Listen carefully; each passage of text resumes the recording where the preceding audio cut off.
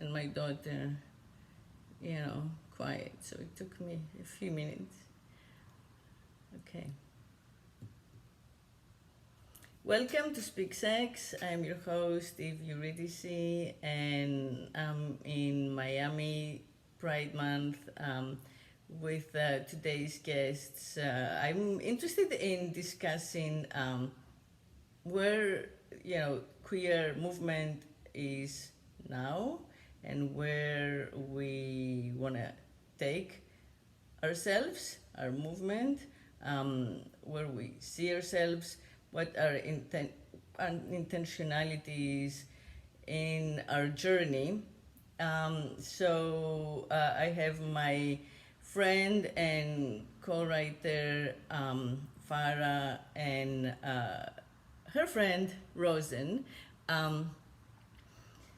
who are both writers, poets, activists, and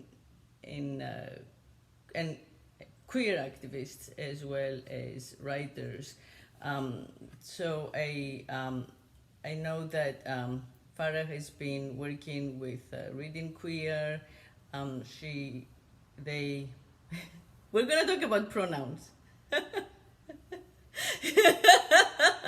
So by the end of this conversation, I will say everything in a respectful and inclusive way. And what I find interesting about this topic is that I have felt this way emotionally for a long time, for decades, long before, sisters and brothers began to come up with a way to us to be addressed. But it didn't occur to me way back when that I could actually involve others and the overall consciousness in this feeling that I had. So I have always felt that I'm not an I. I have always felt that I am a we, and that the I is patriarchy immediately, from the very genesis, limiting, right, and defining my consciousness, my identities. It didn't occur to me to say our identities and their identities. And today Rosen is going to talk to us a little bit about Zer, and Zers, which I feel is even more interesting and exciting. But back to my introduction, I'd like you each to speak of your work, for a minute, if you can. Farah Yamini is a graduate, right, of the MFA at FAU, and they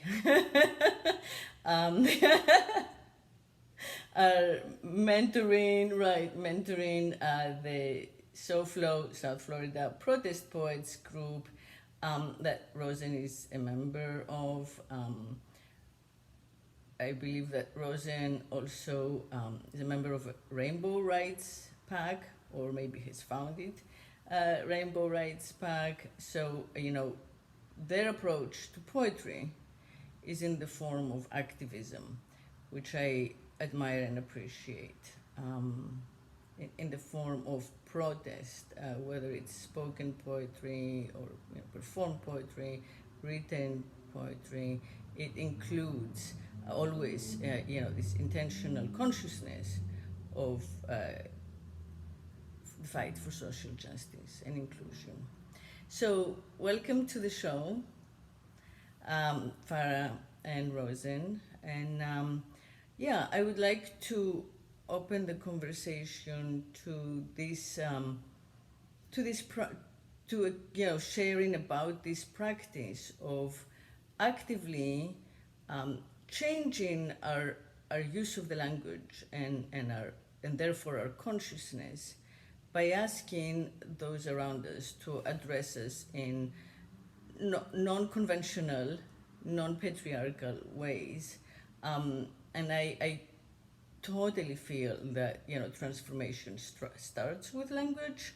Um, and I know how difficult that is, because there is an endless process of translation as we try to communicate with each other, and we hardly, right, know ourselves, since we constantly are in flow and change, and then guessing the right words to try and share that with another, guessing the vocabulary that the other will be familiar with and open to, accepting and sharing, is already kind of a leap of faith. And in the process, asking to adjust, to kind of like expand, the vocabulary to include us more authentically, makes it even more of a kind of like, brave task, I feel. So yeah, I would love to hear what you have to say about it.